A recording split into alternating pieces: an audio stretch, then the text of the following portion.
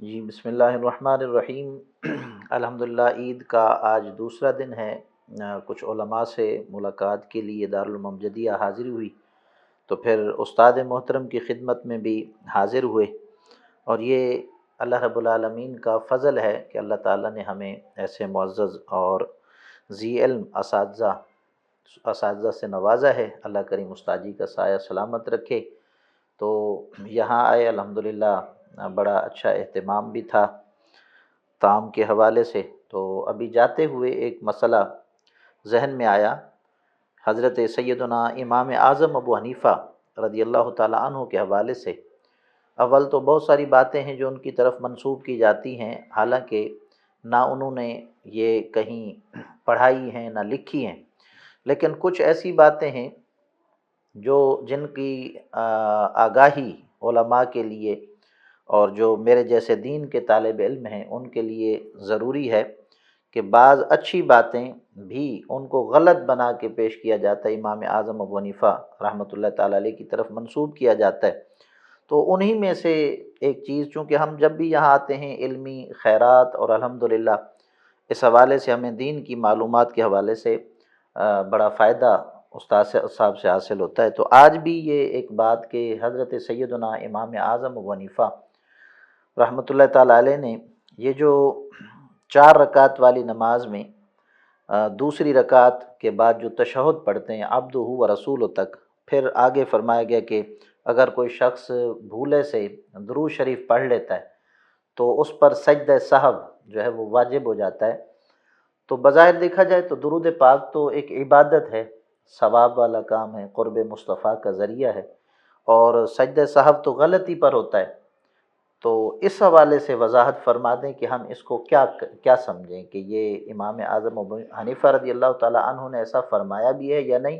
اگر فرمایا تو مقصد کیا ہے، یہ بات کس حد تک درست ہے؟ اللہ تعالیٰ آپ کو سلامت رکھے۔ الصلاۃ والسلام علیک یا رسول اللہ۔ اصل میں امام اعظم ابو حنیفہ رضی اللہ تعالی عنہ کے جو مخالفین ہیں ان کا ایک پروپاگنڈا اور ایک منصوبے کے تحت جو ہے معاذ اللہ ان کی جو اصول ہیں، جو ماخوذ من القرآن ہیں، ماخوذ من السنہ ہے، اس کو غلط ثابت کیا جاتا ہے۔ اس حوالے سے جو آپ نے مسئلہ پوچھا، ہماری جو ہے جملہ کتابوں میں خصوصی طور پر فتاوی شامی میں موجود ہے کہ حضرت امام اعظم ابو حنیفہ رضی اللہ تعالی عنہ کا نظریہ یہ ہے کہ کس نے عبدہ و رسولہ کے بعد درود کا کچھ حصہ پڑھا، سجدہ سہو واجب ہو جاتا ہے۔ تو ایک بات یاد رکھیے کہ سجدہ سہو کا وجوب محض درود پاک نہیں ہے، بلکہ سجدے سہو کے وجوب کا جو باعث ہے وہ تاخیر الی القیام ہے۔ وہ قیام کی طرف جو آپ کو جانا ہے، اس میں تاخیر کی وجہ سے بھی سجدہ سہو واجب ہو جائے گا، اور وہ فرض ہے، فرض میں تاخیر نہیں کرنی چاہیے۔ دوسری بات یہ ہے کہ امام صاحب کی طرف یہ بات منسوب ہے۔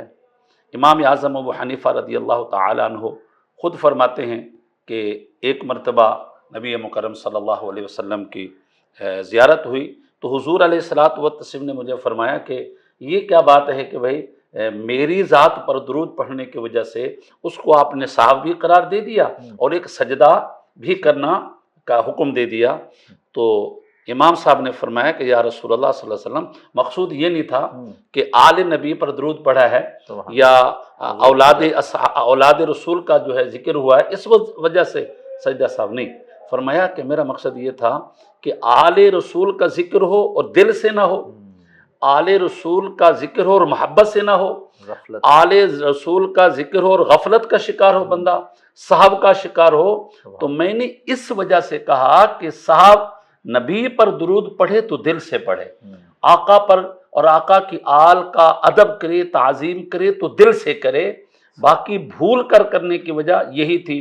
تو علامہ شامی نے لکھا ہے کہ حضور علیہ الصلوۃ والتسلیم نے امام صاحب کی تحسین فرمائی، یہ عالم خواب کی بات، یہ عالم خواب میں تحسین فرمائی کہ واہ واہ کہ آپ نے جناب نماز کو بھی بچایا اور نماز کی جو ہے اہمیت کو بھی باقی رکھا، اور آل رسول کا جو ادب ہے، احترام ہے، اس کو بھی باقی رکھا۔ سبحان اللہ، اللہ تعالیٰ خیر فرمائے، اللہ تعالیٰ فضل بڑا فرمائے۔ خوبصورت استاد صاحب نے جواب دیا۔